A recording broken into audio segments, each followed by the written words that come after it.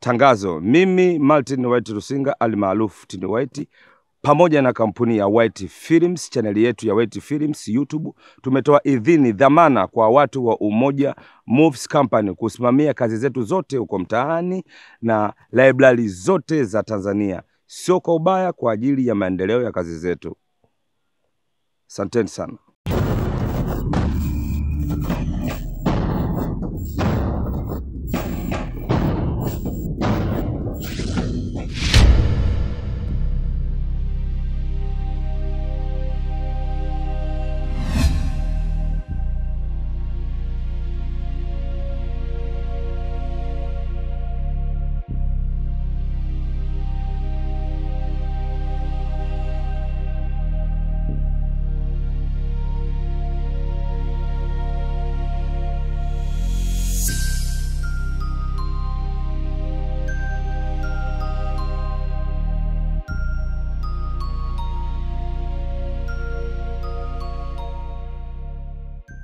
Shiva mpenzi.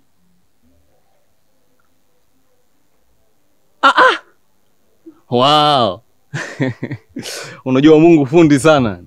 Ndo aloumba ardhi na mbingu na kila kitu ambacho unachokiona huko. Yaani katika kuumba kwake hajawahi kukosea hata siku moja. Yaani ukiona kukosea basi ujue kuna makusudi yake. Yaani umechanua kama ua kwenye bustani ya Eden na vazi lako la shule. Bwana Shiva, mimi sitaki matani yako bana, niko ndani.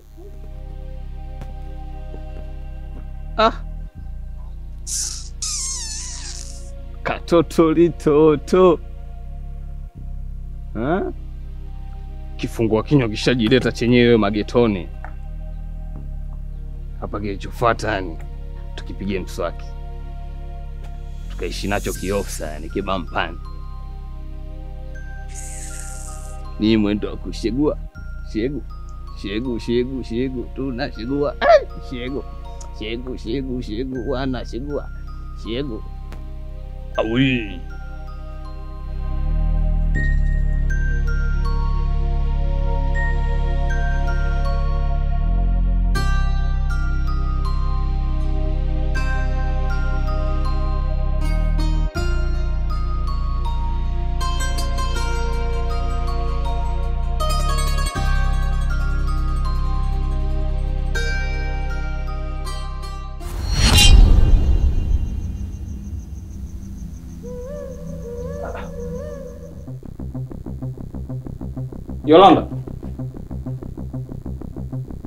Yolanda.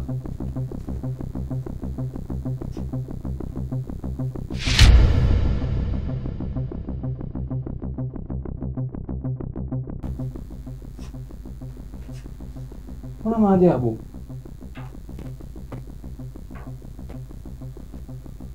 Sakaenda wapi? Sema wange kwenye kitanda naenda kufanya.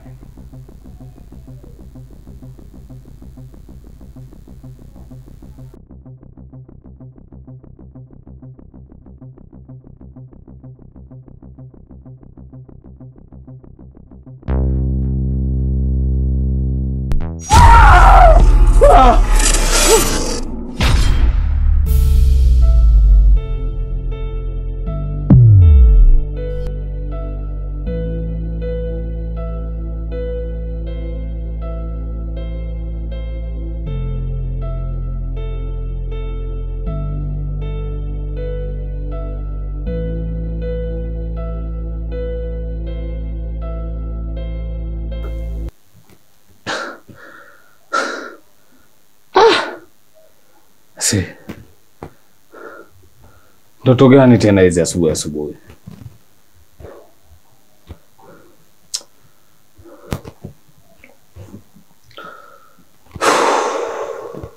Binti huyo amenishika pabaya. Yaani muda wote nakaa namfikiria yeye kiasi kwamba nakuja hadi kwenye ndoto. Yaani ni misiri ya mtu ambaye ameniweka kwenye kifungo cha mapenzi afu sijui inatokaje.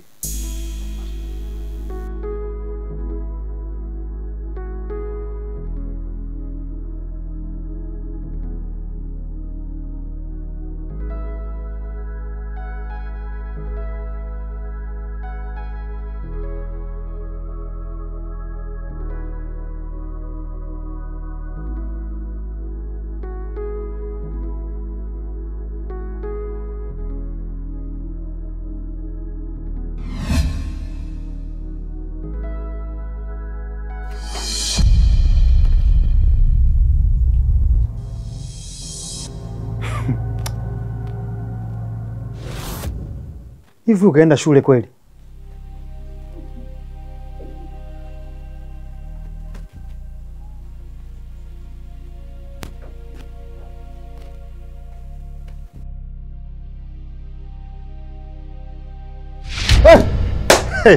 Na nguo za shule kazoreweka huko. Sio kaenda wapi mtoto asubuhi yote ina mapema, kiguu na njia. Hivyo anapenda shule kweli huyu? Na sijui ananitafuta nini moyoni mwangu.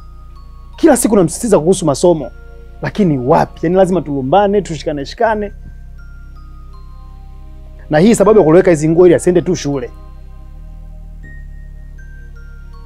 Yolanda! Wewe Yolanda! Yolanda! Kazi ninayo. Na mtihani wa kulea ndio huu. Na wazazi wangu kila siku walikuwa wananiambia. Lakini sasa hivi ndo nimekuwa nayaona. Sio anatafuta nini huyo Yolanda huyo? Yolanda!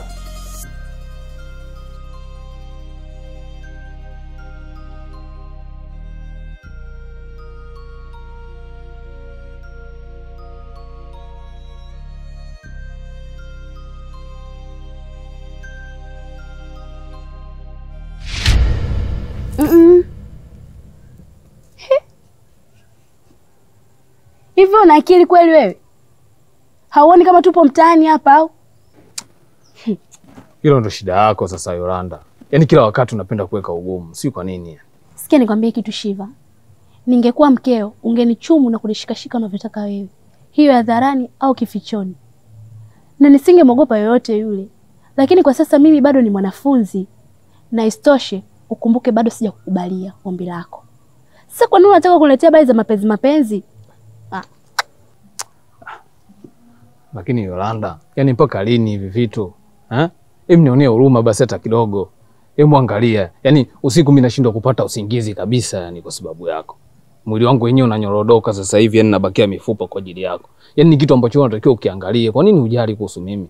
Legeza basi lokomeo, mgeni niingie ndani. Nataka kupumzika mwenzio.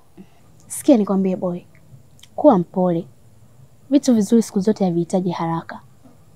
Na hizo papara zako ndio zitakufanya ukose vya bara na pwani. Sijui unanielewa? Unajua nini? Hata bamia ni ngumu sana lakini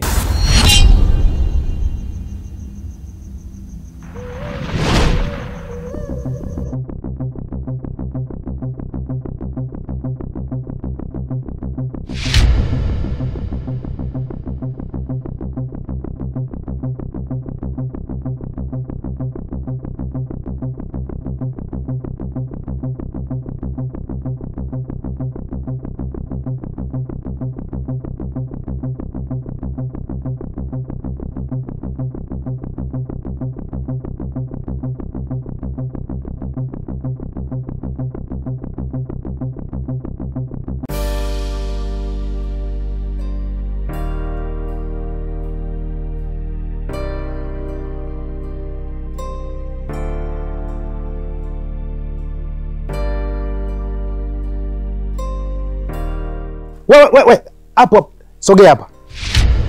Tena ukisubutu kunyanyua miguu yako na ukaingia ndani na kuvunja. Sogea hapa.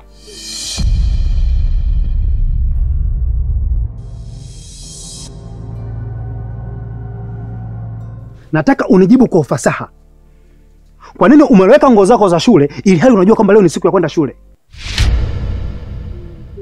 2. Kwa nini unaendekeza mambo ya wanaume? Na 3. Kwa nini unanivunjia heshima mimi? Unataka watu hapa mtaani wanichukulie vipi? Mimi kaka sikuvunjia heshima. Na mimi nakujibu kama unavyotaka kaka, wallahi tena. Kaka nisamee kwanza. Yaani unichapi. Kaka ya kwanza mimi sina shule kwa sababu jana nguo zangu zilikuwa zimechafuka sana. Shati hivyo chafuka ni kama nililoweke. Na pale hivyo tukuta hiyo ya pili.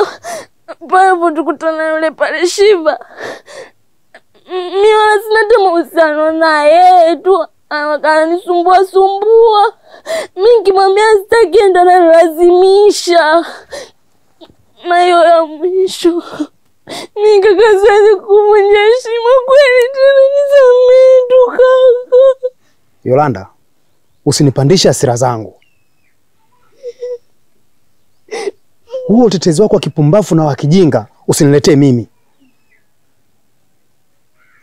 Halafu huna cha kunidanganya. Ninapokataza kitu kibaya mimi najua na natambua madhara yake ni nini.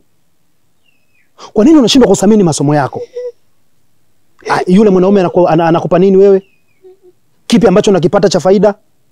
Au nakubana sana hapa nikuache uwe huru sasa ukafanye mambo yako? Wewe naona umenisahau. Kwa sababu sijakugusa muda mrefu unanichokonoa kwa nguvu.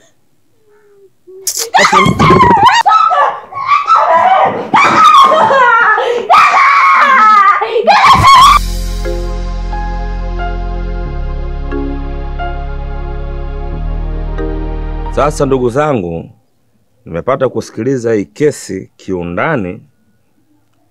Hii kesi ni nzito sana. Hata ukisema uichukue hii kesi uende ukaipime kwenye mezani ya Kibaa pale maili moja wakati unaingia na lori kubwa, lori linazuiliwa. Yaani mpaka nashindwa cha kuongea. Mke wangu. Wewe mama Fukunyuku. Hebu nigee glasi ya maji kwanza hapo kidogo niweke kwa sawa. Bora jambo ufalileta mapema. Tuanza kuliamua huku nyumbani.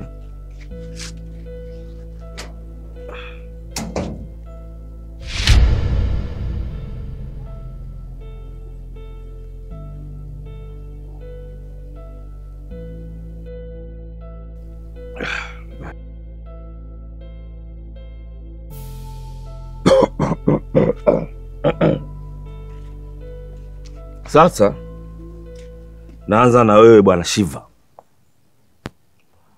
Shiva, wewe ni mtu mzima, una akili zako timamu kabisa. Hapa mtaani kuna wasichana wengi na wengine wamekata na kamba kabisa. Hawaelewi maisha yao, wako free kwa lolote muda wowote.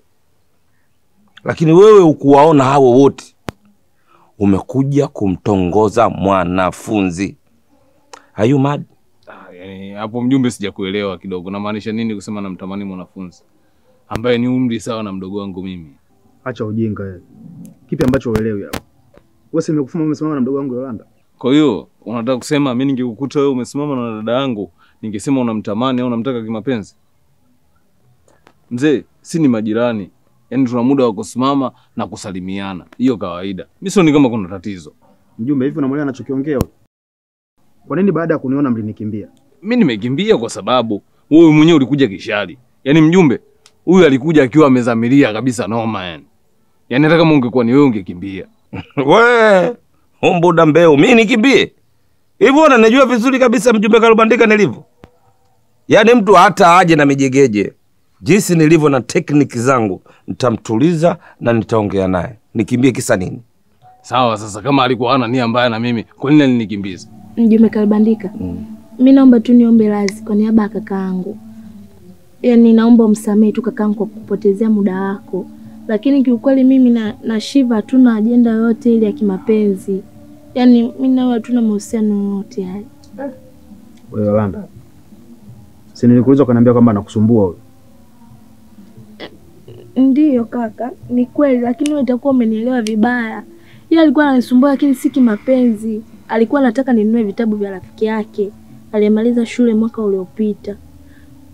Kwa hiyo sasa kila tukikutana nilikuwa akimwambia kwamba mimi sina pesa kununua hivyo vitabu, yeye ndo akawa analazimisha. Jamani, naomba tusikilizane. Hapa panavyoonekana Sokolo wewe unaendeshwa na hisia. Kwa sababu hii kesi kama tuliseme tuipeleke mbele, utakosa ushahidi. Mdogo wako anakukana futi 6. Hayuko upande wako. Lakini wewe umesimamia tu hizo hisia zako za kijinga. timizi zinazungumza, sio za kijinga, labda tuseme sijui unaendeshwa na nini kwenye kichwa chako. Sasa ili jambo liweze kukamilika kama wewe unavyotaka, hebu fanya uchunguzi vizuri, alafu ndio ilete kesi ubaoni, kwa sababu wote wawili wanakataa. Huyu anasema kwamba wewe ulikwenda vibaya, huyu anasema anaongea naye kwa sababu ya vitabu. Kwa hiyo kama una bifu lako baba, jaribu kuliweka vizuri. Hapo halijakaa sawa. Kikao hichi nimekiahirisha rasmi. Lakini sasa mjumbe kalobandika, mimi naondokaje wakati huu tayari keshanipotezea muda wangu? Hapa inabidi anipe mimi fidia. Haya ni mambo yenu, sasa mimi sipo. Haya. Simu mchanga pwani huo, kila mtu kwao.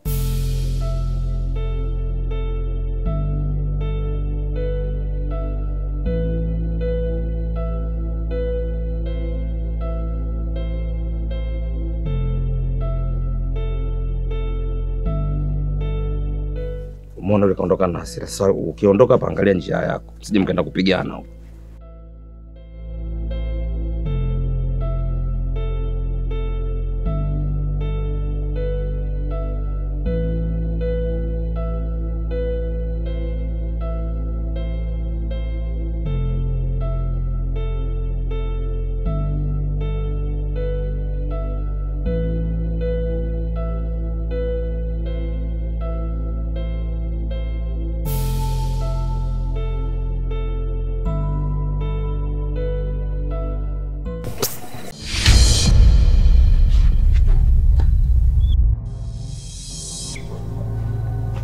Nini? Bwana, unajua mimi nikikuona mimi nashinda kujizuia. Kia Mungu nimekuumia sana. Sawa, Yusta, mimi naelewa. Unajua upo kwako na mume wako yupo na unajua alivyokuwa mkorofi mjumbe wako. Bwana, basi kidogo. Sikiliza nakwambia.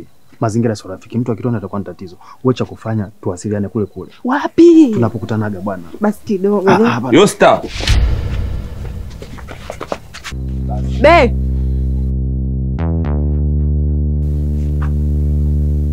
Kumwaga maji ndo muda wote huo?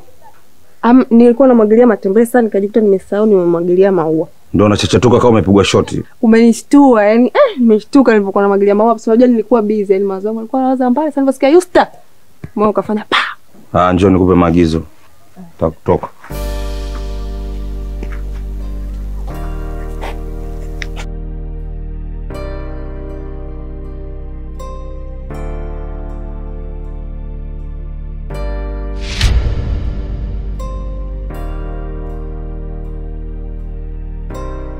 Wewe tena mpaka huko umenifuata.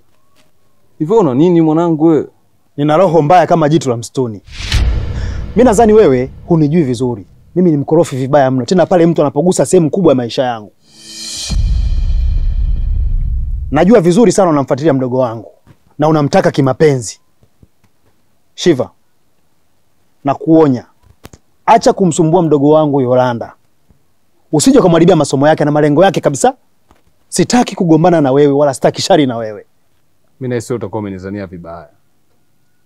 Oya man, mimi sina roho ya fisi kusema labda kila nyama naokula simba mimi nitamani. Hakipo hicho kitu. Yolanda mimi namchukulia kama mdogo wangu. Na namtakia mema na kheri kama unavyomtakia wewe. Awe nayo katika maisha yake. Kwa bahati mbaya sana, mimi sio mjinga wala mpuuzi wa kupumbazwa na maneno ya mtu mwingine. Vitendo ambavyo unavionyesha ni dhahiri kwa hiki ambacho mimi nakizungumza na wewe sasa hivi. Shiva, usije ukasema sijakukanya. Kaa mbali na achana na mdogo wangu Yolanda.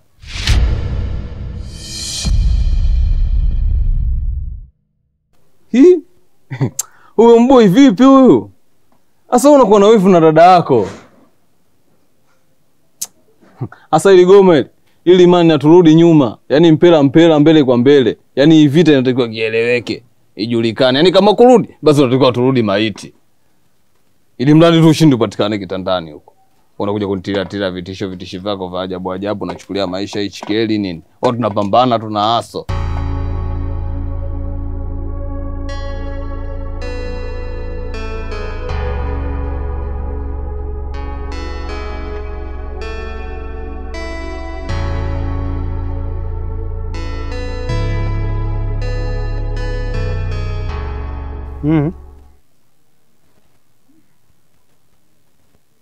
Naona saizi ndio umeona muda mzuri wa kuandaa nguo za shule. Mwanzo kutambua hilo. Yolanda, naomba unisikilize kwa makini. Tena shika haya maneno ambayo nakueleza. Unatambua sipendi ujinga wala sipendi upumbavu. Naomba unisikilize kwa makini. Tena shika haya maneno ambayo nakueleza. Siku nikikuona upo na yule mpumbavu ambaye anataka kuharibu future ya maisha yako, na unamjali kuliko mimi kaka yako ambaye nathamini maisha yako ya baadaye. Halo. Hiyo siku ndio utakapokuja kuona kwa nini watu wamepata vilema ukubwani.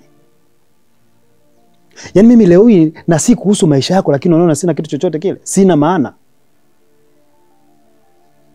Nikufanyie lipi jema wewe? Au unapenda kila siku na maisha ya kukusema sema? Unashindwa kujitambua? Wewe sasa hivi ni mtu mzima mdogo wangu. Kuna muda jitambue. Nionea hata huruma kaka yako basi.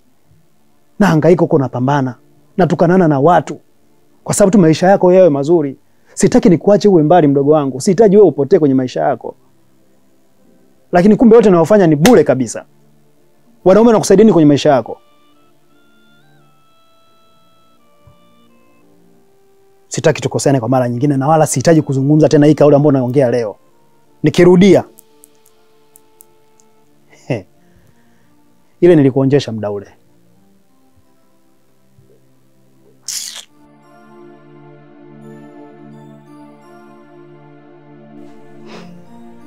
Kuendaga huko. Ya kwako kuishia kwa kugawa hizi tu.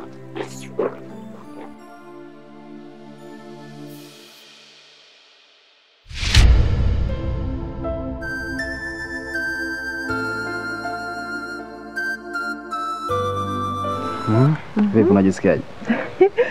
Najisikia vizuri sana. Hivyo unajua Yusta, unanichanganya sana. Yaani sijui ni kwa nini wewe kuolewa na mjumbe. Angalia sasa anapopata tabu kwa sababu yako. Bwana, usiseme hivyo. Kwa sababu mimi ninachojua ukinihitaji kwa wakati unanipata. Sasa shida yako ni nini? Naelewa, unajua mapenzi ya kujibanabana mara nyingi yanakuwa hayako huru. Na mimi mara nyingi niko karibu na wewe nafarijika zaidi. Na hii ndio inapelekea kila siku yani sipati muda wa kuwa na wewe. Angalau hata siku mbili za kuburudika yanakosa. Najikuta nalala mwenyewe kila siku. Sasa unadhani ni mapenzi gani haya? Usijali mpenzi wangu. Wewe rizika na hichi kidogo ambacho nakupatia. Kwa sababu na imani ipo siku nitakupa kikubwa ambacho sijai kukupa. Hapo kwenye kuulizika ni changamoto kidogo. Wewe Unajua mimi nikiwa naye muda wote nakuwa na uchu kama wafisi. Hata unipe siku nzima lakini sitosheki. Najikuta hata risali moja ambayo nilitumia kwako naona ni kama sekunde. Bado nahitaji ukaribu wako bana. Usijali mimi ni wako. Nafurahi kusikia hiyo. Usijali mpenzi wangu. Basi, ndio.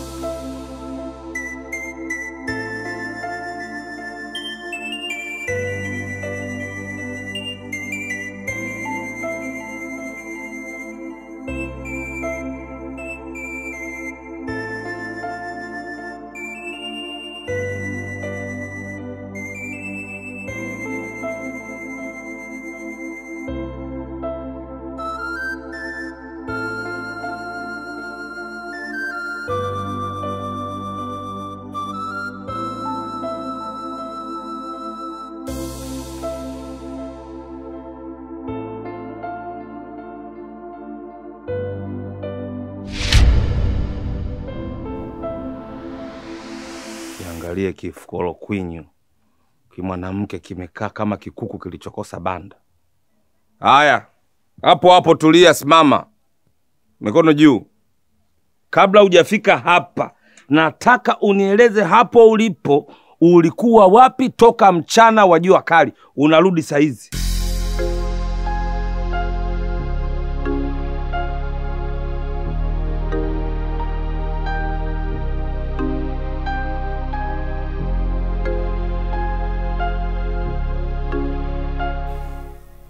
Uliko wapi? Lakini mume wangu, au makelele unaopiga sasa unataka kumfaidisha nani? Nyani yupo kilimani, kakosa nguo kavaa majani. Nataka uniambie unatoka wapi kabla sija kubadilikia na kuwa kama mbogo wa polini. A cow like a forest. Sema! Lakini wenyewe tumeshazoeshana kwamba kama kuna tofauti kati yetu sisi, mmoja wapo atakuwa amemkosea mwenzie, tunatakiwa tukae chini tuongee kwa amani. Alafu ndivyo tulivyozoeshana siku zote mimi na mume wangu. Sasa unaponipigia makelele kama hivi mimi unanichanganya. Unajua wewe leo kuna tofauti kubwa ambayo inaonekana. Kwa sababu kitufe changu chekundu hapo kwenye ubongo wangu kila muda kinalia alamu ti ti ti. Ina maana huko ulipotoka kuna kibaya kilikuwa kinaendelea. I understand. Mimi it is the big people, yani ni mtu mkubwa anajua anapitia mengi.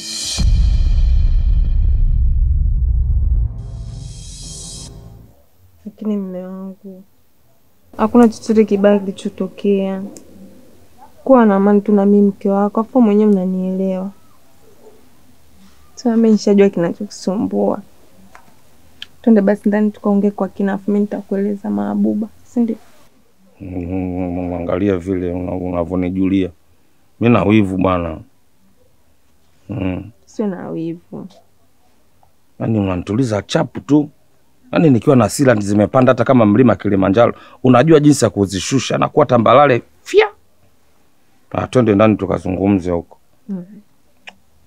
Wewe mtu unaondoka muda wote huo, mimi nabaki peke yangu hapa na kuangalia. Uone kijala. Mwenye nishazo nikipita huko nimekuona, nikipita huko nakuona tunapiga.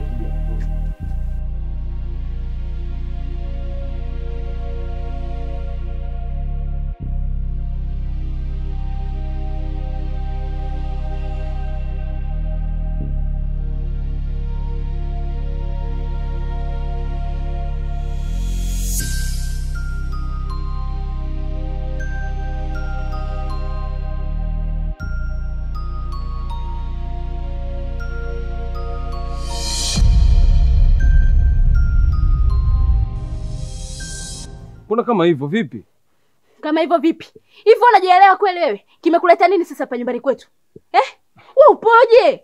Unajua kaka Sokolo yuko ndani. Hakitoka hapa kama haja kuchakaza sura yako basi meno hauna. Naomba uondoke. Kwa hiyo yani niondoke kwa sababu ya kumuogopa blaza yako, si? Wewe, mimi sinaga nizamu ya uoga. Afu nikishatoaga 3 na 2, uoga sirudigi nyuma. Sokolo nani hasa mpaka nimuogope? Wewe unapata ujasiri gani wa kuongea maneno haya ya kuwa upo nyumbani kwetu au upo nyumbani kwao? Wewe usinisababishie matatizo. Naomba uondoke nyumbani kwetu. Wewe mbona unapenda maneno kama mtoto wa kike? Mtu akisha kukataa basi kuwa muelewa. Mbona unakuwa kinganga? Hata Zuu mwenyewe yuko hivyo. Wewe umemzidi. Ondoka, unanitumbulia macho nini? Hivyo unajua mimi sijaje hapa kwa sababu yako. Kwa usiwekeke magogo ya ajabu ambao hayana mbele wala nyuma, hayana kichwa wala miguu. Sawa? Hapa nimekuja kwa sababu ya Sokolo tu. Usinifanye nifanye kitu kingine tofauti.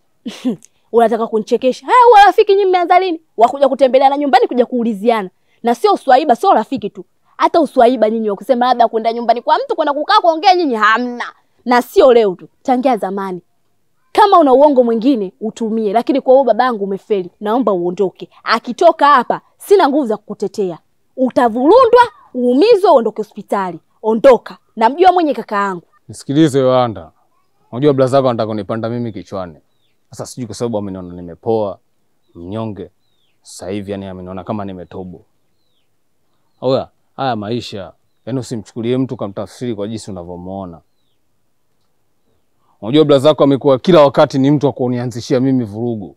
Kila muda amekuwa ni mtu wa kutaka shari kwangu mimi, afu yeye ndo analianzisha. Unakumbuka hata kipindi kile tulikuwa kwenye michezo yetu ya mipira kule? Yaani mimi nilimpiku kwenye namba yake. Ikawa kila mechi mimi natoka mchezaji bora. Ile swali kawa linamuuma. Akawa anakunja. Paka sasa hivi yule pale ananichukia kinoma. Lakini mimi nakausha. Lakini sasa inakuwa too much. Unanichekesha. Nimechoka na hizo taarabu zako. Kwa ngoko gani wewe ulizokuwa nazo eti ni mchezaji mpira nambari 1? Uone hata aibu. Hayo mambo yenu ya mipira yalikuwa zamani. Mimi hayanihusu. Mada iliyokuwa hapa ya msingi, naomba uondoke nyumbani kwetu. Wewe mbona kinganga? Toka. Oya tulia basi. Mbona kama hivyo? Oya acha noma. Toka nyumbani kwetu, kwa nini unadainia? Unangangania nini si uondoke? Ya nini? Mwache. Mwache.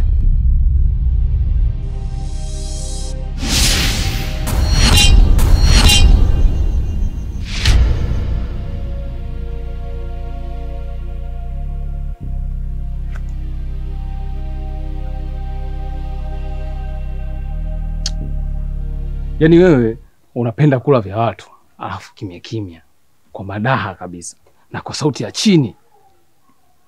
Ile vya kwako wewe vikisogelewa unakuwa mkali, unatoa macho kama mbogo.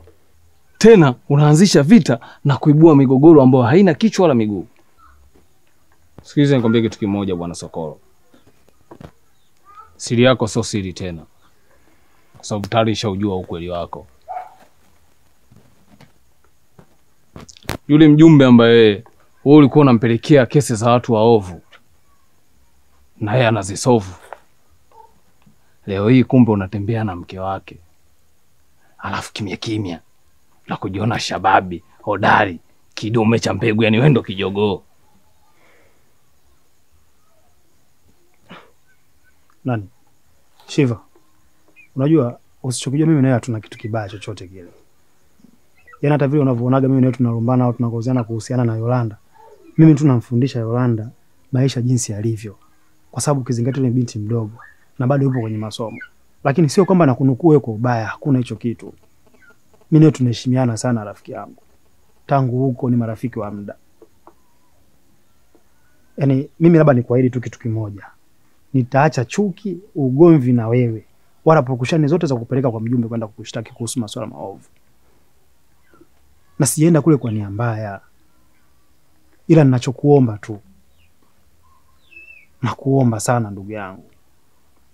Hiyo video usije ukapeleka kwa mjumbe. Mjumbe akiiona hiyo video yule baba ana roho mbaya balaa. Yaani kesho mtasikia msiba. Yaani sidhani kama unaweza kufurahia mimi kifo changu nikapoteza maisha. Na ukizingatia mimi mdogo wangu bado namjali na mlinda na namsomesha. Na majukumu yote nimeachiwa na wazazi. Mimi nakuomba unisamehe sana. Najua nimekukosea. Lakini kwa hilo baba, hilo zito. Naomba tu usifikie huko. Na hiyo video usije ukaipeleka, na kuomba niko chini ya miguu yako. Nisaidie mimi. Kwa hiyo wewe unaogopa mende ila unapenda kifo chake. Nisikilize nikwambie kitu kimoja. Mimi video sifuti. Kivyo vyote vile. Nenda popote pale. Ila sitaki utakaponiona popote unyanyue mdomo wako kuongea kitu chochote au uchukue maamuzi yoyote. Ukisubutu kupita kwenye njia zangu, oya man. Mimi ni mtu mzuri sana, lakini nikichafukwa uoga na rangi nyingine kabisa yani. Ukifanya kitu cha tofauti, hii video utamfikia mjumbe, afu utakosa pa kukimbilia. Nani? Shiva.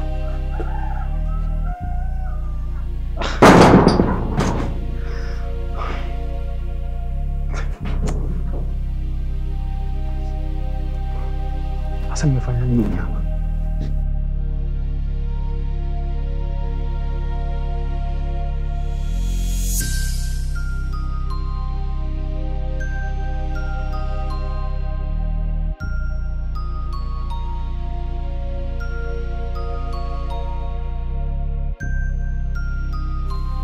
Hivyo Shiva, uona matatizo ya akili? Wewe mbona unapenda kunisumbua wewe? Si mwenyewe unajua kabisa mimi natumia kwa siri, Au unataka mpaka kaka aje ajifume anipokonye ndio ulizike na roho yako, si ndio? Hapana, sema usichokijua ni kitu kimoja. Yaani nashindwa kujizuia kwa ajili yako, sijui kwa nini. Nakupenda sana yani. Sana. Yaani unaongea kabisa. Yaani unaongea yani hata mdomo wako ganzi hauna, eti nakupenda. Wewe unapata ujasiri gani wa kuniambia mimi unanipenda aliyakuwa unajua kabisa mimi bado nasoma? Au hujui kama mimi ni mwanafunzi? Aha. Shiva unataka kuniharibia masomo yangu Nishakushtukia. Hapana Yolanda, sina maana hiyo. Yaani kuwa wapenzi haimaanishi kuwa ndo mnatakiwa mcheze kitandani kama mke na mme, hapana. Tunaweza tukapendana tu, afu tukawa wachumba mpaka pale ambapo utamaliza wewe masomo yako. Mbona fresh? Ndio unavyojidanganya hivyo. Sasa sikia nikwambie Shiva. Hilo ni jukumu la pili ambalo linaweza kunitoa kwenye lengo na kuharibu jukumu langu la kwanza. Mimi kwa sasa maisha yangu ni shule. Wewe kama umezijua sana, tafuta namna ya kujiponya. Maana kwangu mimi hautapata nafuu yoyote ile. Naona unajisumbua tu. Yolanda. Ishia hapo hapo. Nenda taratibu na jina langu. Sasa hivi unajishauri kuniita kwa mahaba kwa kuwa shetani kashakutawala na kakudanganya kwamba tunda lako lipo kwangu. Unajidanganya kabisa. Sina kitu cha kukupa wewe na naomba ukome kunifuatilia katika maisha yangu.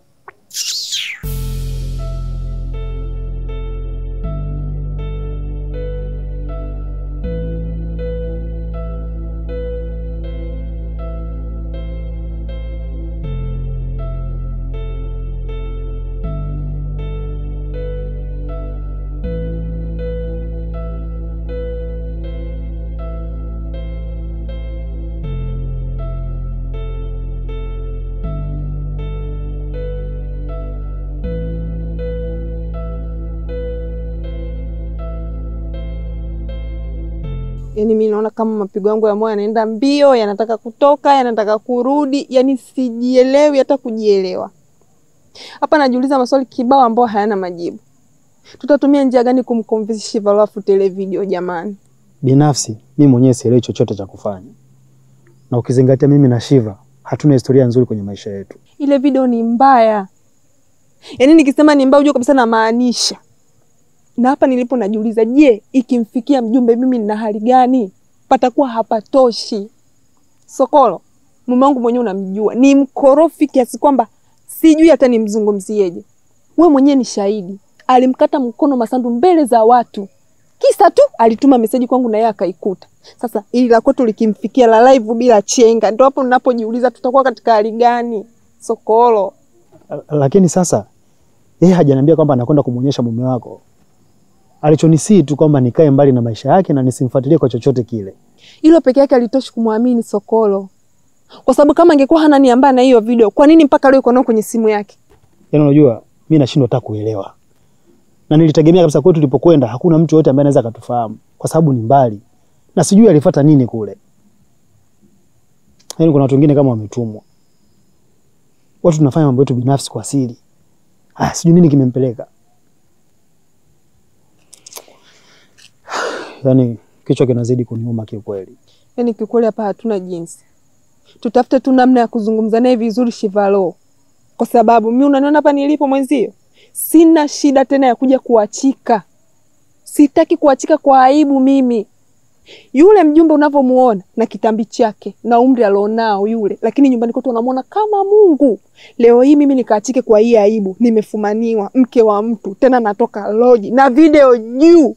Na hiyo aibu sio yangu tu, ikifika mpaka kwenye familia yetu naiweka wapi sura yangu mimi Sokolo jamani?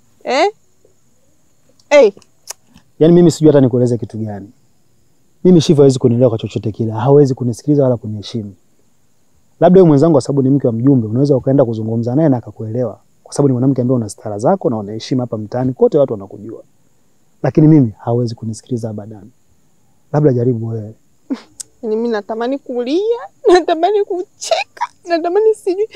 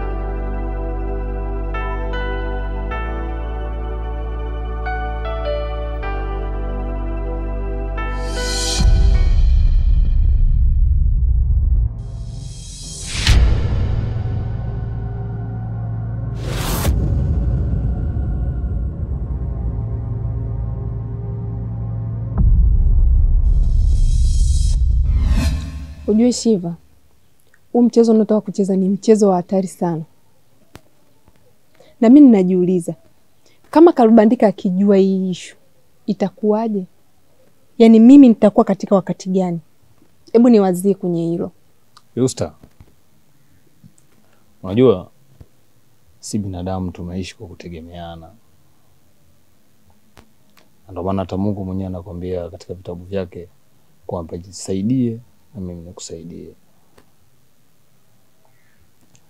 So kama utakuwa tayari kunisaidia mimi kwenye hili jambo langu, basi na mimi nitakuwa tayari kukutunzia hii siri ili mume wako Kalubandika asijue.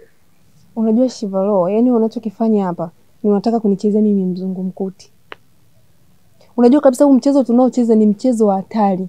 Hivi ikatokea tu Sokolo akajua kama mimi ndo namchezea michezo michafu juu ya mdogo wake, unafikiri atanifikiriaje mimi?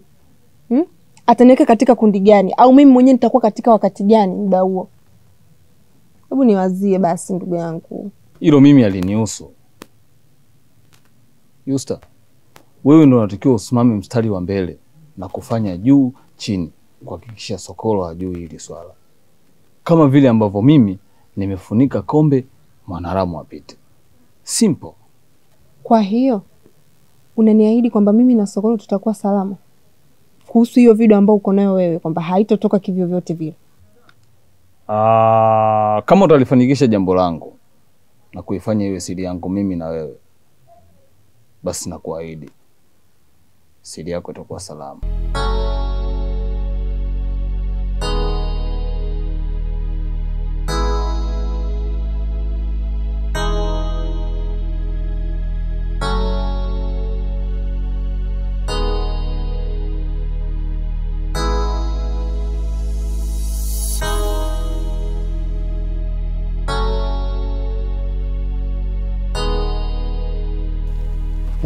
Amekwambia nini?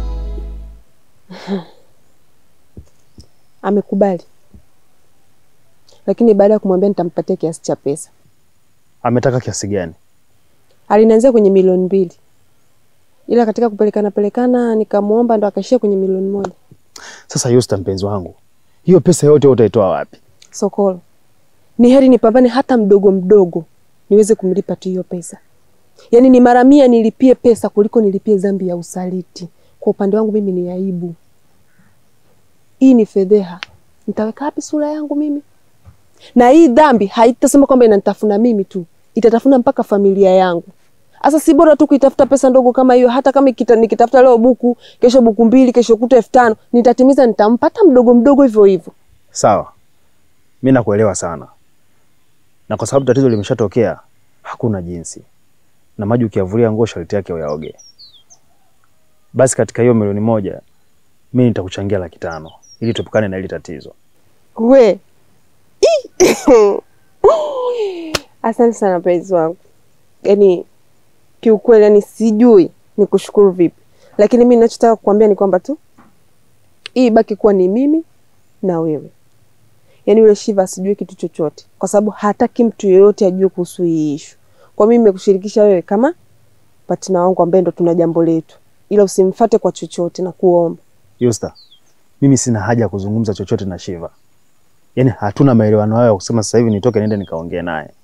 Cha kufanya hapa sasa hivi ni kupambana kupata hicho kiasi cha pesa ambacho yeye anakihitaji na kumpa, basi tuondokane tu na hii shida iliyokuwepo hapa katikati. Sawa, mimi nimekuelewa. Kwa sasa hivi naelekea. Sasa hizi naenda kuonana na dalali. Niliongea naye nikamwambia nitafutie mteja, na kwa bahati nzuri amenipigia simu. Amesema kwamba mtu kashapatikana ambaye anahitaji kununua shamba langu. Najikuta tu nafurahi japo kwa na matatizo, lakini mimi nakuombea sana Mungu. Yaani uende ukapambane. Kila kitu kikae sana. Na imani kwamba yule mshenzi tukishamlipa pesa yake atatuacha tukiwa huru.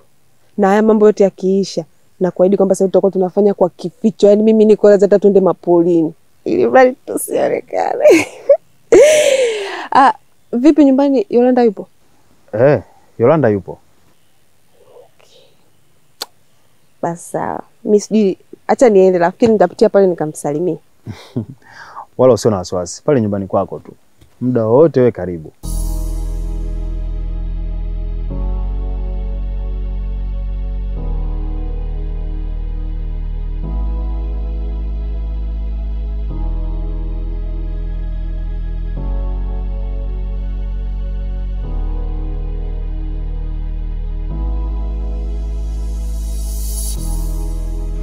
Mimi nataka kujua tu, je, na wewe unampenda au unamchukia kutoka moyoni kama unavyodai? Wanasemaga mficha maradhi kifo mumbua.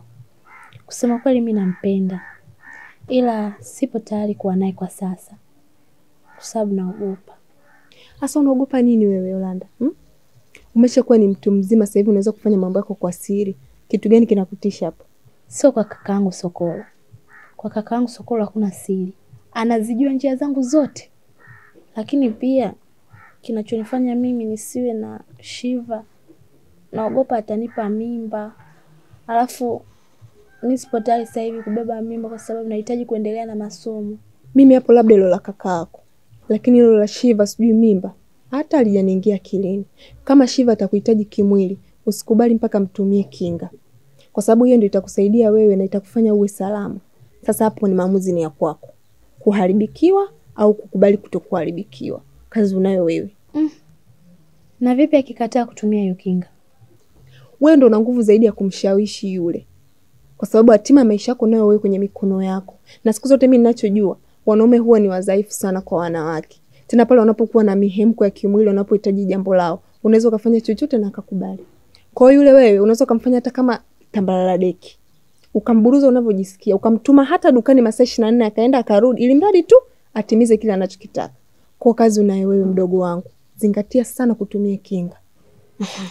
Sawa, lakini vipi kuhusu kaka Sokolo? Akija kulijua hili, huyo niachie mimi. Nitajua jinsi gani ya kumchezesha. Mimi shida yangu ni wewe tu, uwe na Shiva na muenjoy basi. Wewe tena una vishawishi. Basi sawa mdogo wangu. Na imani umenielewa lakini. Nimekuelewa.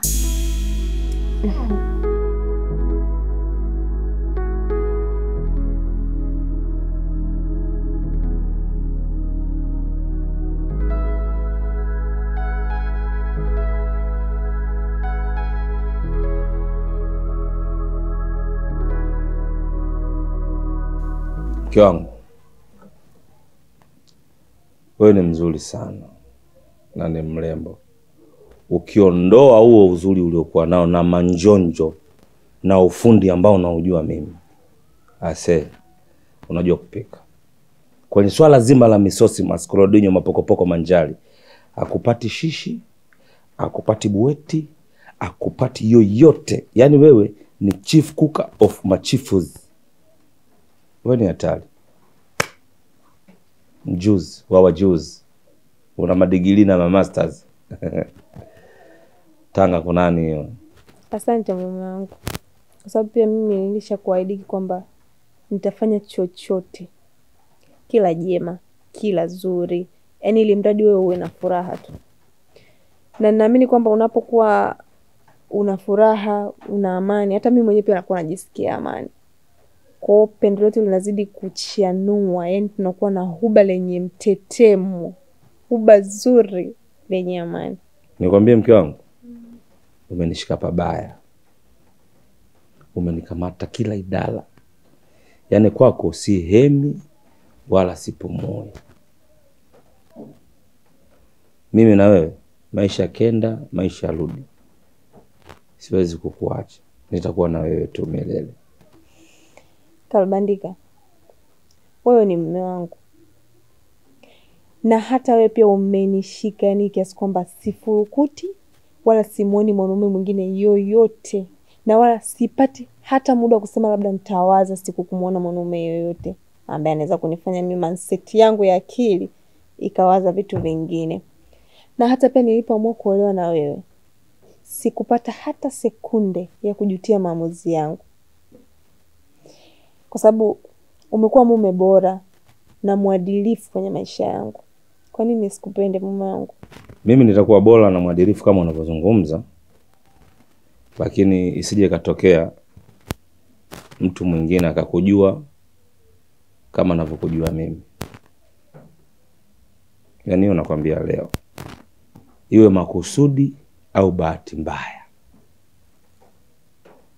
Nikajua kuna mtu mwingine anakula tunda langu. Halo. Huyo mtu nitamuua na nitamkata kichwa chake. Lakini tu sio yeye. Hata wewe sitokuacha salama. Yaani nitapoteza na wewe uhai wako. Kaa ukijua hivyo. Haiwezi kujitokeza mume wangu. Yaani wewe jiamini tu kwamba uko peke yako na kuwaza wewe muda wote, popote ninapokanyaga ni kalubandika uko ndani ya my heart. Umenielewa mume wangu?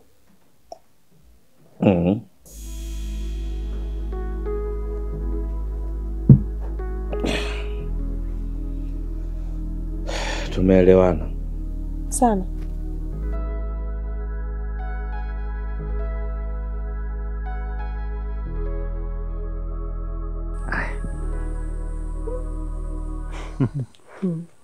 Nashukuru sana. Yusta, haina haja kunishukuru. Unajua hili ni la kwetu sote. Na humo nimekuwekea kiasi cha shilingi 800,000. Wewe hapo utaongezea 200,000 tu. Unajua hata lile shamba ambalo nimeliuza lilikuwa dogo sana. Kwa hiyo hata hicho kiasi cha pesa hakiweza kujitosheleza. Kwa naomba upokee hicho kwanza. Usijali. Maana hata hivyo umenisaidia sana. Sio kama nimekusaidia Yusta. Unajua tatizo langu ni lako na la kwako ni la kwangu. Na hata pale inapotokea kwetu sote, basi ujue kabisa ni tatizo letu. Wewe cha kufanya nenda kamalizane naye, kwa sababu ni mtu ambaye ananipa mashaka na wasiwasi sana. Inafikia tu mpaka nakosa usingizi kwa sababu yake. Wala usijali mpenzi. Amini kwamba mpaka hapa tulipofikia sasa hivi kila kitu kimeshaisha. Ila ninachotaka kukuambia tu inabidi sasa hivi tuwe makini mno. Yaani hata kama tukitaka kufanya mambo yetu tufanye kwa siri sana. Unajua sasa hivi kuna paparazi wengi. Hilo unajua sio la kushauriana. Yatupasa tu makini sana kutokana na hiki ambacho kimetokea hapa katikati. Kikweli akili zetu hazipo sawa bado. Kwa namna yoyote ile inabidi mambo yaende kwa siri sana. Sawa. Hilo halina shida, mimi nimekuelewa. Ila ninaombi. Ombi gani tena? Pale nyumbani kwetu sasa hivi amekuja kijana mmoja, mtoto wa mdogo wangu, ambaye amemaliza kidato cha 6. Kwa hiyo nimeona yupo tu ana kazi ya kufanya, ndo nikafikiria, nikasikuti. Nikaona kama hautojali, kwa nini simuombe Yolanda asije kujifunza kwake? Kwa hiyo yupo nyumbani kwako? Hayupo nyumbani kwangu. Lakini anapoishi sio mbali na nyumbani kwangu. Unajua natamani sana hiyo hivyo Yusta. Lakini yani naelewa mashaka yako Sokolo. Lakini mimi ninachotaka nikutoe shaka ni kwamba hivi. Umeona mimi nitasimama juu ya Yolanda kama dada, kama mtu ambaye labda nimemzidi umri au ambaye nina maarifa kuliko hata yeye. Yaani nataka utoe tu mashaka kwamba kama ni swala la yeye kwenda, mimi ndo nitakuwa namchukua nampeleka, namchukua na kumrudisha. Kwa nini jua hilo niachie mimi? Yusta, wewe ni mwanamke mwenye roho ya kipekee yake sana. Yaani sikutegemea kama itafikia hatua nitapata mtu ambaye anaweza kaa na nguvu kubwa upande wangu, na hususan kuhusiana na Yolanda. Unajua Yolanda ni mdogo wangu ambaye mimi nampenda sana. Na nahitaji afike mbali kwenye maisha yake. Sihitaji aje kupotea kama watu wengine. Na ndio maana kila mtu ananitazama kwa jicho tofauti kuhusiana na Yolanda, hata baadhi ya ndugu zangu, kwa sababu waliona kabisa mimi siwezi kusimama imara kuhusu Yolanda. Na nakuwa nafikiria hivyo tofauti kwa sababu anaweza akatumia muda huu kufanya mambo ya ovyo, na ukizingatia ni mtoto wa kike, anaweza akapotea. Kwa sihitaji hicho kitu kije kutokea. Kwa nataka kuniambia wewe muamini Yolanda? Sio kwamba simwamini, mimi namuamini sana. Ila unajua sasa hivi vijana wengi wanamtolea macho. Na ukizingatia yule mtoto wa kike ameshapevuka na anahisia tayari. Sio kwamba vijana wote ambao wanamtongoza na kumshawishi mambo ya ovyo ataweza kuwakatalia. Lazima ataingia tu kingi, na naamini kabisa kwa kipindi hiki alichokifikia yeye sasa hivi atapoteza masomo yake. Mimi nataka nikutoe hofu. Amini kwamba Yolanda yuko mikono salama. Yaani nikimshikilia mimi, nikisema namsimamia mimi, basi atakuwa yuko makini kuliko unavyozani. Nashukuru sana, nafurahi kusikia hivyo. Basi asante. Okay. Bye. Haya, kwa makini lakini sawa? Haya.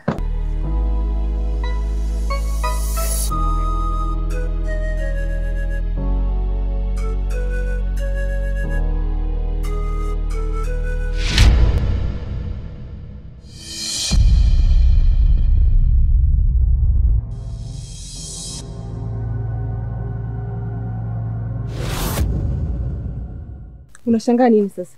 Mkaribishe mgeni ndani. Yolanda, karibu ndani. Sikiliza ngombe tu mdogo wangu. Wewe usijali. Na wala usiogope kitu chochote kile. Mimi nakuahidi hakuna mtu yote atakijua chochote kinachoendelea. Na kama kuna chochote kitatokea, mimi naahidi nitasimama na wewe bega kwa bega. Sawa? Sawa. Asante Dayusta. Usijali. Kuwa huru kabisa, jiachie. Mimi ninachokiamini kabisa kwamba Shiva anakupenda.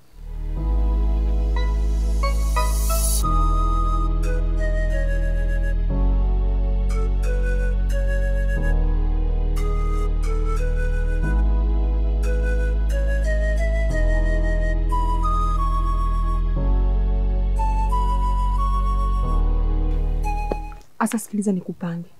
Fanya vitu vyako kwa umakini mkubwa. Chochote kitakachoendelea, namba yangu unayo. Nafikiri utanipigia. Na mkisha maliza mambo yenu tu, uniambie nije nimfuate. Kwa sababu unajua mimi ndo nina dhamana kubwa kwa kaka yake. Kwa hiyo ukifanya cha tofauti, umenieleka mimi rehani. Sasa sikiliza Yusta. Kwanza hapo ujue umecheza kama mbele. Hizo. Yaani hapo kishefa. Au sio? Na hicho chokifanya yani. Kwa mimi binafsi. Aisee, yani umeweka kumbukumbu ya milele. Wewe kuwa na amani. Mimi nimefanya hivi kwa ajili yangu mimi. La sivyo, isingewezekana.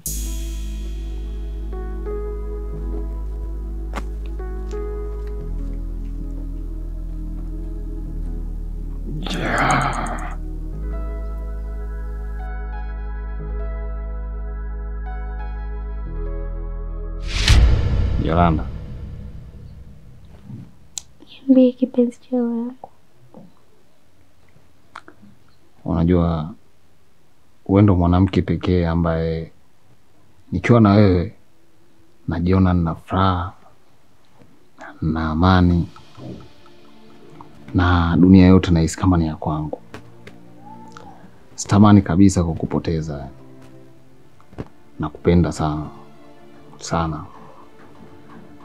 Natamani hata leo au kesho nikuweke ndani au tuishi pamoja mimi na wewe. Hata kama sina kitu, nitapambana kwa hali na mali kadri niwezavyo niweze kukutunza walangu. Nafurahi sana. Mimi nimefurahi kusikia hivyo mpenzi wangu. Hata mimi nakupenda pia Shiva wangu. Lakini kilichokuwa kinanyima uhuru wa kufunguka juu yako alikuwa ni kaka yangu. Lakini pia nahisi ulikuwa ni ufinyu tu wa nafsi wa kuchelewa kukubalia mpenzi wangu. Lakini amini kuwa na mimi nakupenda sana na sihitaji kukupoteza. Ni kweli maana tumepambana mpaka kufika hapa. Na laiti kama singekuwa mke wa mjumbe tungepata tabu sana. Baby, umeweza vipi kumshawishi mpaka akakuelewa? Maana yake ninavyomjua Dayusta ni mwanamke mwenye misimamo sana na anasifika kwa kupinga mambo ya ovyo hapa mtaani. Lakini pia anajiheshimu. Wewe umeweza vipi? Yaani umemwingia vipi wewe?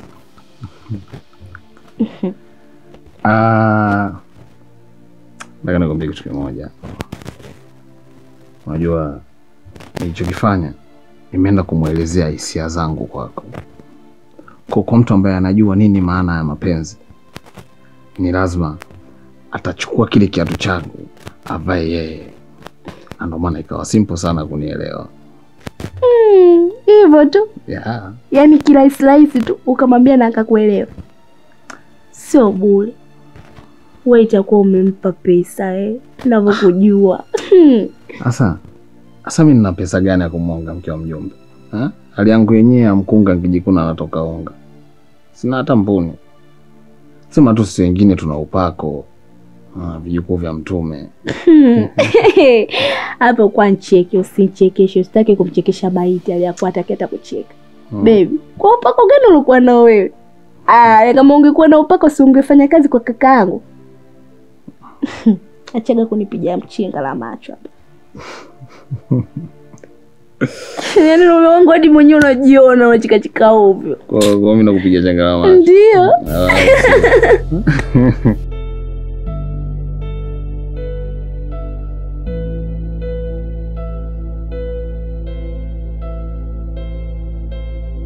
Bwana Kalubandika. Sokolo. Bwana vipi ndugu yangu? We acha tu bwana. Naona huko bize toka kule na kuita mjumbe wapi hata usikii. Sio na mawazo gani? Yaani katika siku ambazo nimevurugwa, leo nimevurugwa kuliko hata maji ya ugali na unga wenyewe. Hata lile zege halijavurugwa kama nilivyovurugwa leo. Haya, kipi sasa kimekuchanganya wewe? Na sisi raia wako tuseme nini ndugu yangu? Wanasemaga wenyewe ukubwa dawa, lakini kuna wakati dawa haifanye kazi kwa mkubwa. Mimi hapa unaponiona baba, sina hata 100. Senti pengele shilingi 10, habule chinu. Nachowaza kikubwa, naenda nyumbani kwa mke wangu na kwenda kumwambia nini? Atanielewa? Hilo? Hapo kweli ni mtihani. Na ni bora ungekuwa unaishi wewe mwenyewe kwenye nyumba yako, lakini hawa wanawake ambao nyinyi mnaishi nao huwa hawaelewi kwamba kuna kukosa. Wao wanaamini siku zote ni kupata tu. Hapo ndipo inapokuwa changamoto. Lakini sasa haina jinsi, nitafanyaje ndugu yangu? Kwa sababu nipeleke hela, nisipeleke chochote, hakuna kitakachobadilishika. Nitabaki tu kuwa mume wake. Wewe ni ndugu yangu na mimi siwezi nikakubali wewe ukadhalilika. Kwa chukua hiki kiasi cha pesa, naamini kitakusaidia. Hatuna baya. Siamini unajua? Mashuka matatu ya Kimasai. Sokolo. Hapa umepiga pakubwa sana. Yaani hiki ulichokifanya ni sawasawa mimi nipo kati ya bahari na tapatapa na windwa na samaki wakubwa. Niliwe na nyangumi, papa. Alafu ndo unakuja na kiboti. Unaniokoa pale. Unanitoa nchi kavu. Wese, Mungu akubariki sana mzee. Haina shida. Wanakuambia siku zote ukiwa nacho tumia. Pesa ukifikiria sana inaweza kukupelekea kwa matatizo mengi. Sasa hapa bwana Sokolo, naomba nikuahidi. Kwa yoyote ambaye atakayemsumbua mdogo wako Yolanda, kwa heshima na taazima, unitaarifu mapema mno. Na mimi nitashughulikia, nitahakikisha huyo mtu anakwenda mahakamani na anahukumiwa nyundo 30 jela. Ili kila mtu wajue kwamba mwanafunzi ni gereza linalotembea. Safi sana. Na mimi naamini kabisa hicho ambacho wewe utakifanya ndio itakuwa fundisho la vijana wote ambao sio waelewa. Mimi nafikiri wewe umenielewa vizuri. Sawa sawa. Haya bwana, safari njema. Mimi kwangu juisi ndo nzuri. Baba, asante. Mungu akubariki sana.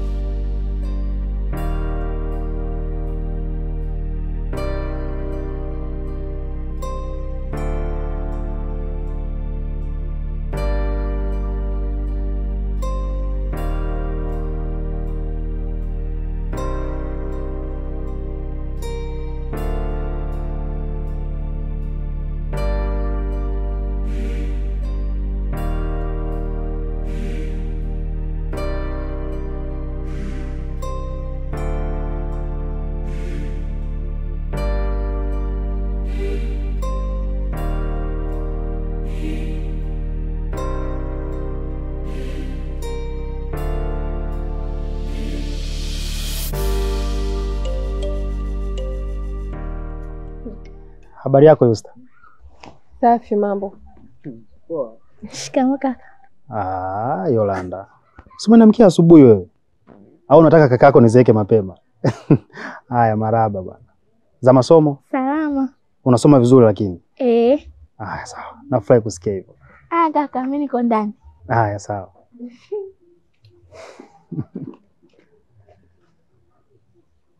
Yusta. Nashukuru sana kwa ukarimu wako. Yaani wewe ni mwanamke wa pekee sana na unagusa sehemu kubwa ya maisha yangu. Sijui hata nikushukuru vipi. Ila Mwenyezi Mungu ndo anajua. Na naamini kabisa hata kama nikisafiri, Yolanda nitamwacha kwenye mikono salama. Na lazima nikuachie wewe tu na sio mwingine. Usijali Sokolo wangu. Mimi na wewe sasa hivi ni mwili mmoja. Japokuwa si halali, lakini nina imani kwamba nikiwa na wewe mimi na enjoy sana. Shida yako ni shida yangu. Yaani unapohitaji mimi niwe pamoja na wewe, mimi nipo. Kiukweli ubarikiwe sana. Haya, sawa. Basi mimi nikuache. Okay sawa. Karibu, jisikie huru tena. Hapa ni nyumbani kwako bwana. Sawa, bye. Ufike salama.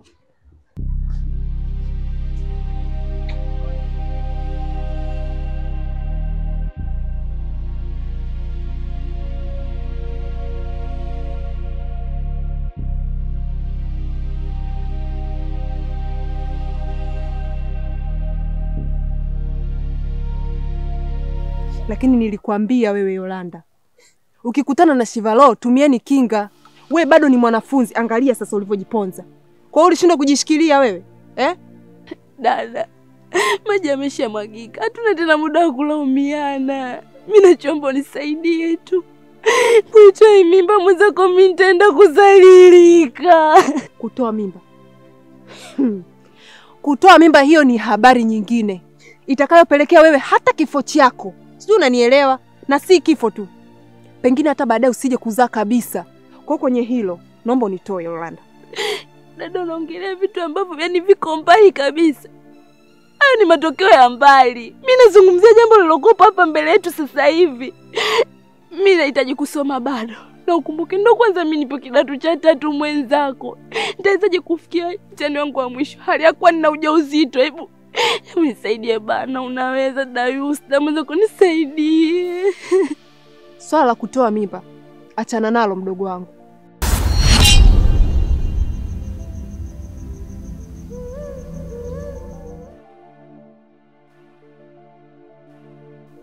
Kwanza siku hizo wanafunzi wanaruhusiwa hata kwenda shuleni wakiwa ni wajawazito. Kwa hiyo wewe unaweza kaenda kufanya mtihani wako wa mwisho ukiwa na hali hiyo hiyo. Wala utasifikirie kufanya hivi, sawa? Yusta, staki.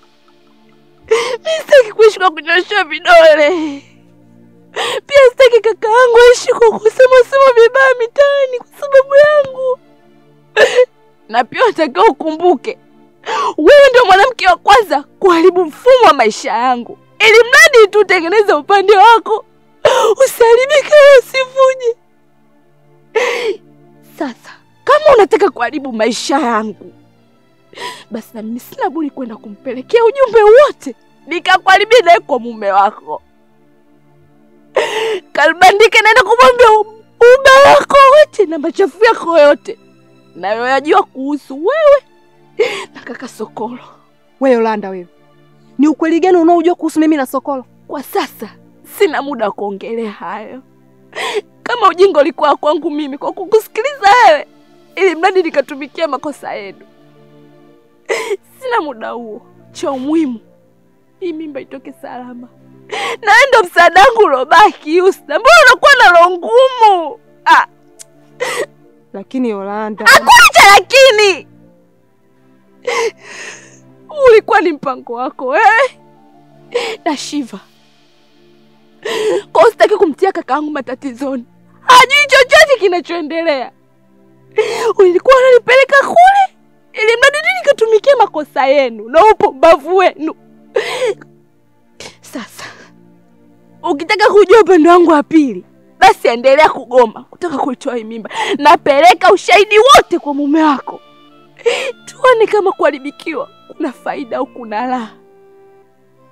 Na kuchukia Yusta.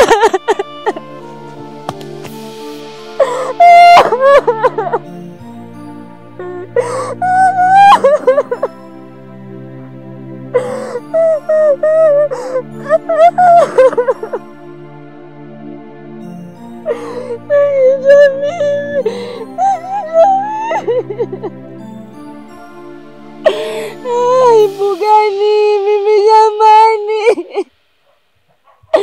Nakuchukia Yusta. Yusta, nakuchukia.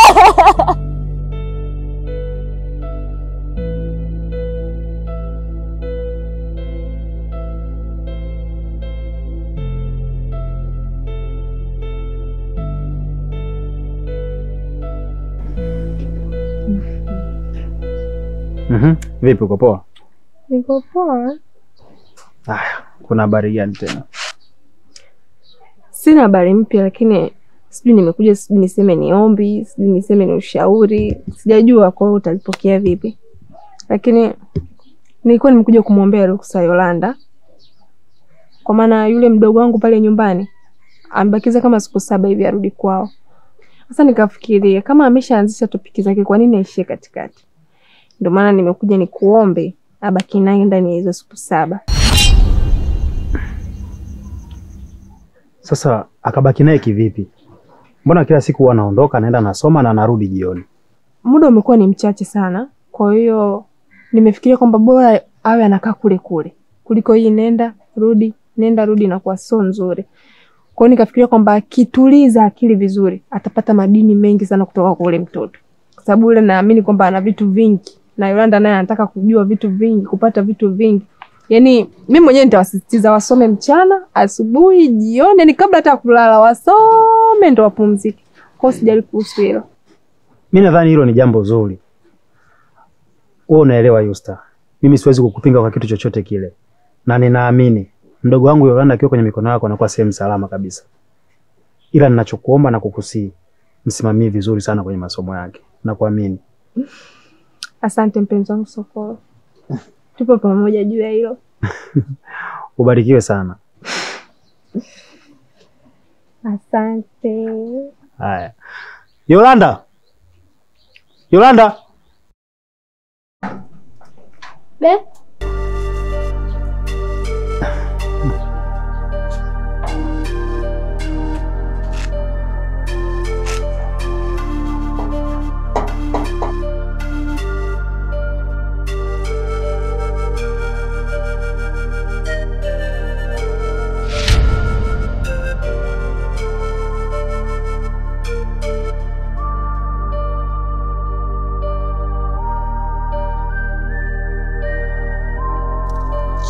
Sasa sikia kwanza.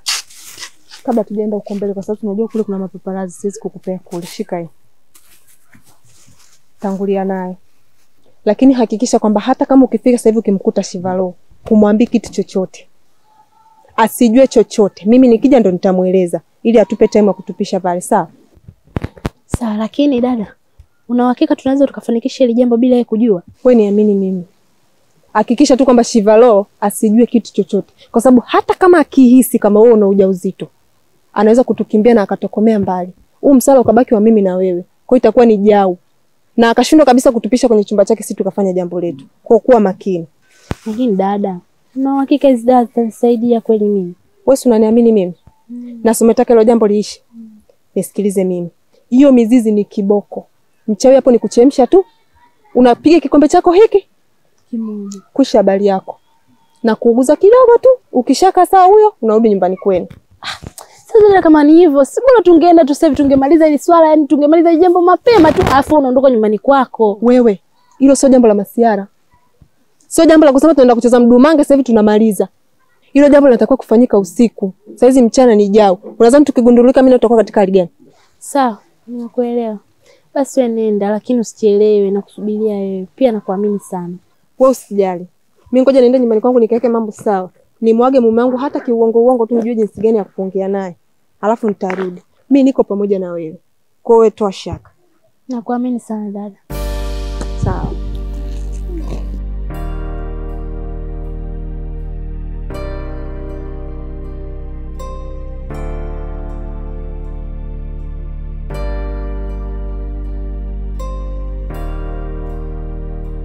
Kwa hiyo huyo mama wako Bishalo ndo amekwambia ni lazima uende leo? Kuna matatizo ya kifamilia kidogo yametokea. Kwa lazima wote tukusanyike tujue jinsi ya kufanya.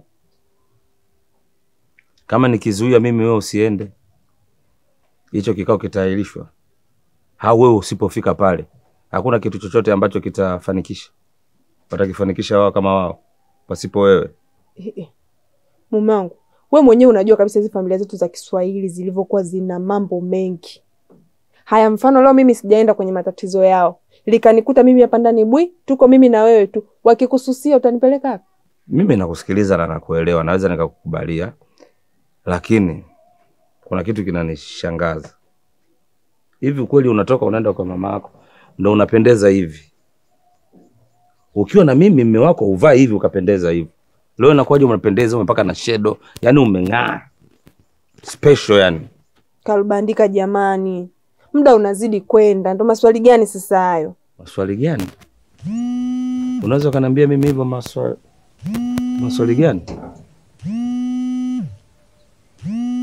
Halo. Yaani subiri basi hapo, sasa hivi nakuja. Dakika moja. Usiondoke, nakuja.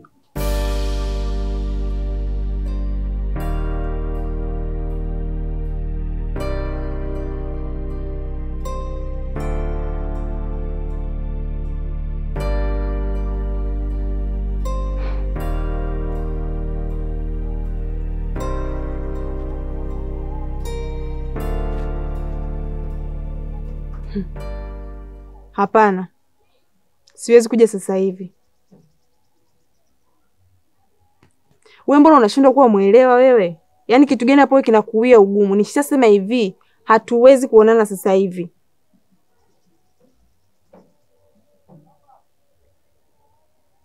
Basi sawa. Nakuja, lakini unajua kabisa sitokaa sana.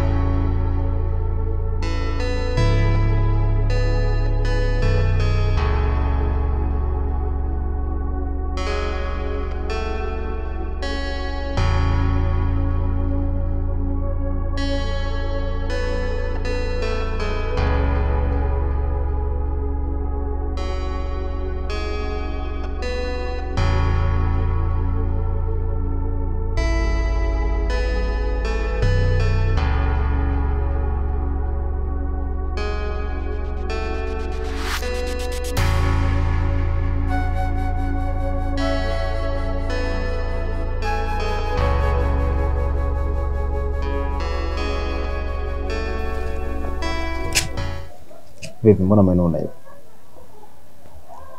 Nimenuna kwa sababu sijui nilichoitia. Kwa nataka kujua nilitia nini hapa. Hiyo stabana. Nimekumisi mpenzi wangu. So serious. Unamaanisha nini? Hilo nakuuliza tena. Nakuhitaji. Hata kama ndo niitie huko. Wewe unaelewa kabisa. Mara nyingi nahitaji kuwa na wewe. Na hata hicho kitu shai kukizungumza. Ukiniona mimi huwezi kufanya kitu chochote mpaka tuzungumze. Na unakuwa unanimisi muda wote. Sasa kwa nini mimi kwangu hapana? Unajua mimi nimepata safari ya ghafla. Natakiwa kusafiri. Kwa hiyo nilikuwa sina muda, natakiwa kuondoka. Angalau nipate muda kukaa naye, tuagane hata kidogo. Ndio maana nimekuita hapa. Wewe nawe una uchu. Kwa hiyo ni kwamba usingeweza kuondoka bila kuagana na mimi. Nawezaje? Wewe mwenyewe unatambua. Taanzia wapi? Faraja yangu ni wewe. Usife basi. Sawa. Chao basi.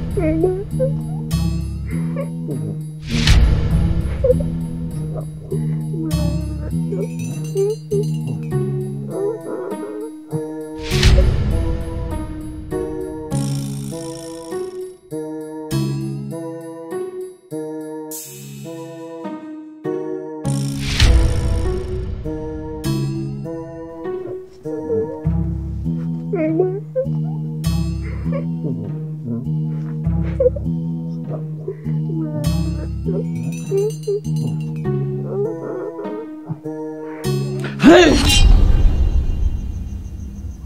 Mke wangu, ndo uchafu gani unafanya? Umbuda mbeu, umbuda. Na we sokolo mshikaji wangu. tunavyoshirikiana, tunavyoheshimiana kwa kila jambo. Kwa babako leo hii uko na mke wangu kwenye majumba mabovu mnadinyana. Oya.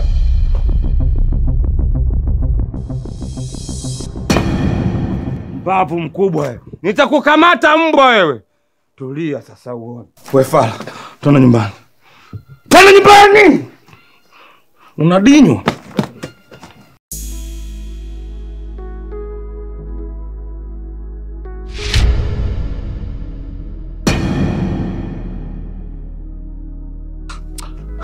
Sokolo, mbona kama hivyo babu tunarushiana? Unakimbizwa? Shiva, afadhali nimekuona ndugu yangu. Hapa ninavyokueleza mambo yameshaharibika na mjumbe ananisaka kila kona. Na kuomba tu nipe hifadhi ya siku ya leo nyumbani kwako. Na kuomba sana, nipo chini ya miguu yako. Mimi nikupe hifadhi wewe? Wewe mjumbe umemfanya nini hasa? Au ndo kashajua ukweli wako kwa unatoka na mke wake? Sikiliza ndugu yangu. Tuachane na hayo, nitaenda kukuelezea kwa nyumbani kwako. Akishatuma watu wake akija hapa, sitaweza kukuambia kitu chochote na hutojua ukweli. Naomba tuondoke, nisaidie na kuomba sana baba. Lakini sasa Sokolo, sikiliza, mimi najua mimi na tuko sawa Shiva. Lakini yote ni kwa sababu ya kumsaidia mdogo wangu Ulanda. Kama nikikamatwa, basi Ulanda atapata shida. Nisaidie ndugu yangu. Sasa lakini sasa mimi hapa kuna simu nilikuwa na wai. Na ni muhimu kinoma yani. Sikia, twenzetu.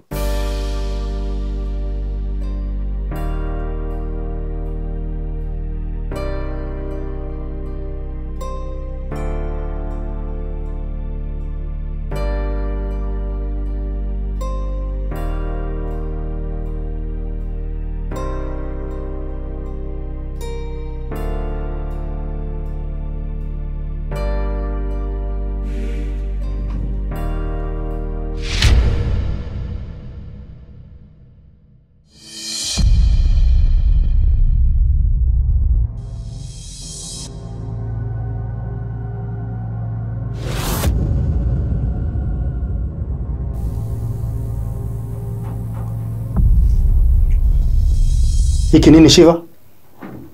Hujui kama huyu ni mwanafunzi? Lakini unajua hata mimi sikutegemea kumkuta hapa. Na sijui hata amefika muda gani. Kwa huyu ni mjinga na mpumbavu. Apite nyumba zote aje hapa kwako. Mara ngapi nishakukanya kuhusiana na ndugu wangu Yolanda na nikakuonya. Lakini ukaniona mimi ni mjinga na mpumbavu. Hiki nini sasa? Inamaanisha ana mazoea ya kuja hapa kwako kila siku. Kwa nini unaniharibia mdogo wangu? Ili hali unajua kama huyu bado anasoma. Zungumza naye, naomba unijibu. Nataka unijibu. Mara ngapi unamuingiza mdogo wangu kwenye chumba chako? Sina uhakika mwanangu lakini. Una uhakika? Kwa hapa tunapigana story. Na kuhadisiana vitu ambavyo havipo. Si hapa mimi mwenyewe namuona huyu hapa. Kwa usalama wako. Kabla sijabadilika na kuwa mbogo, nataka umhamishe Yolanda. Alafu aeleze imekuwaje mpaka ameingia kwenye chumba chako. I say, utanijua upande wangu wa pili mimi ni nani. Umhamishe.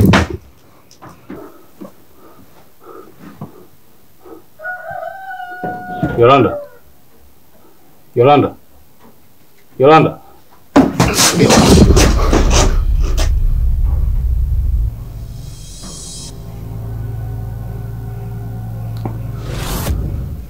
Unafanya nini? Na mbona amki? Shiva.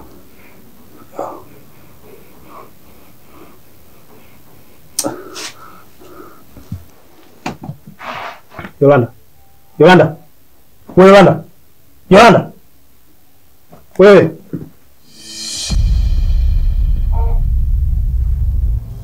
Yolanda. Wewe. Yolanda.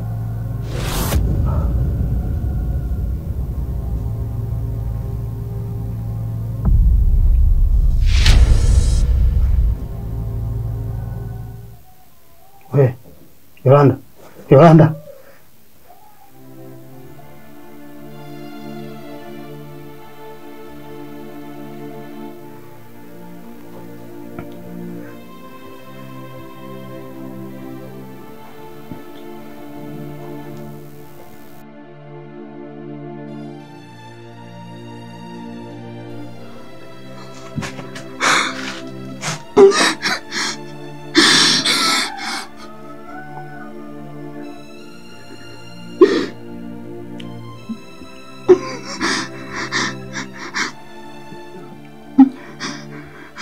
Naomba mwache. Yolanda ameshapoteza maisha. Wewe ndio utakayenieleza chanzo cha kifo chake ni nini. Wewe ndio utaongea kila kitu.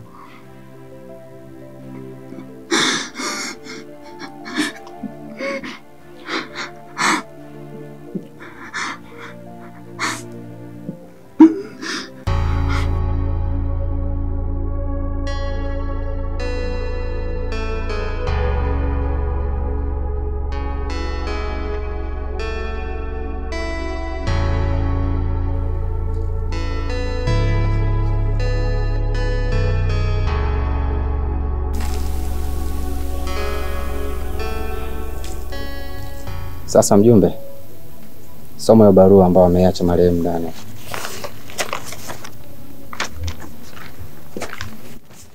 Kila mtu asikie.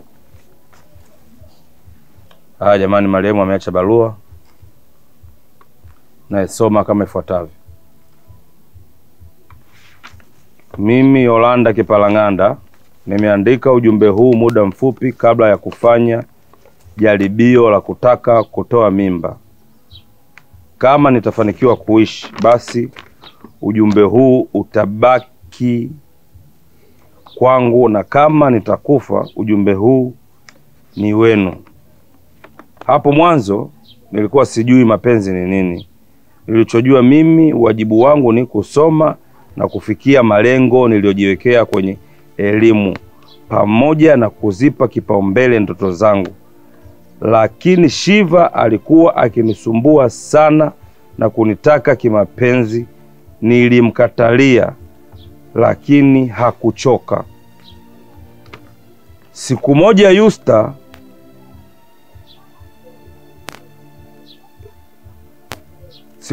Yusta alinifuata na kunieleza kuwa nimkubalie Shiva kwa sababu ananipenda sana. Aliamua kumdanganya kaka yangu Sokolo kuwa nitakuwa na kwenda kufundishwa na mtoto wa mama yake mdogo ili apate muda wa kunichukua na kunipeleka kwa Shiva. Swala ambalo lilifanikiwa kwa asilimia zote. Mwanzo nilijua ananipenda na kunijali na kujali hisia zangu. Lakini siku moja niligundua kuwa aliamua kunitoa kafara ili afiche madudu yake yaliyokuwa yanaendelea kati yake na kaka yangu Sokolo. Shiva, nikwambie kitu ya Shivaro. Nimefanya kila kitu unachokitaka. Sasa naomba ufute video yangu. Usinifanye mimi ni mtoto mdogo kwamba sina akili. Sawa? Kelele za chura zimzuii simba kunywa maji. Hii video mimi siwezi kuifuta. Yaani mpaka nihakikishe kabisa Yolanda amekuwa kwangu mimi mazima. Hayo mimi sitaki kuyajua. Kwani si umeshalala naye? Kitu gani kingine unachokitaka wewe? Sikiza nikwambie kitu Shiva. Yaani kama utaki ushari na mimi, naomba tu ufute hiyo video. Futa hiyo video kwa taarifa yako, na kuomba tena mara 100. Mume wangu akiona hiyo video, mimi na Sokolo tutakuwa katika matatizo. Na sitakuacha salama. Shiva. Yusta. Hayo mimi hayanihusu. Sawa. Hii video ndio tiketi ya wewe kuwa unamleta Yolanda hapa kila siku. Ukienda tofauti na maneno yangu, jua kabisa hii video utamfikia mjumbe na kujua uovu wako na uchafu na uofanya. Na ikitokea umeendelea kunisumbua, basi nitakualika ghetto ili niendelee kutunza siri yangu vizuri.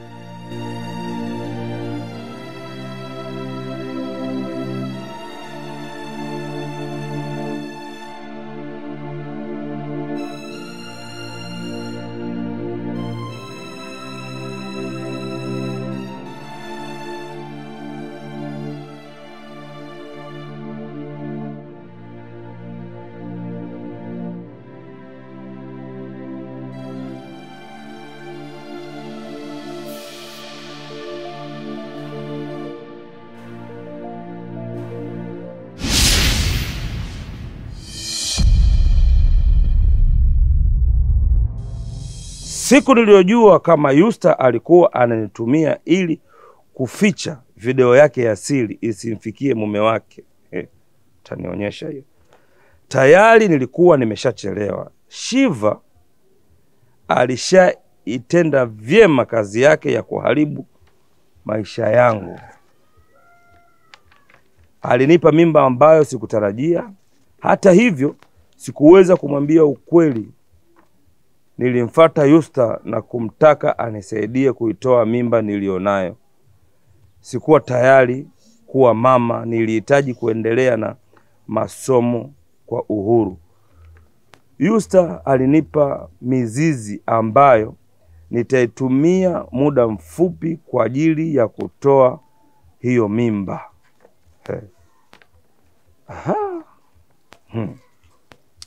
Baada ya kumaliza kuandika ujumbe huu, kama nitafanikiwa basi na hapa kuachana na mambo yote yanayohusiana na mapenzi mpaka pale nitakapotimiza ndoto zangu.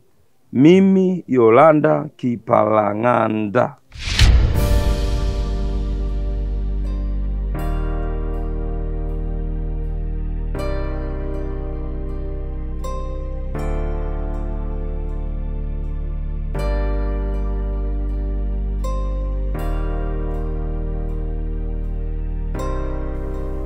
Shiva, Yusta, mko chini ya ulinzi. Afande, kamata hao. Uniache. Naomba usiniguse. Mbegu uliyoipanda ndio utakayoivuna. Go to jail. Atena askari na yule pale Sokolo la nahusika na mwenyewe vile vile. Lazima akatoe maelezo ya kutosha. Chukua na huyo. Twende naye. Tutajua.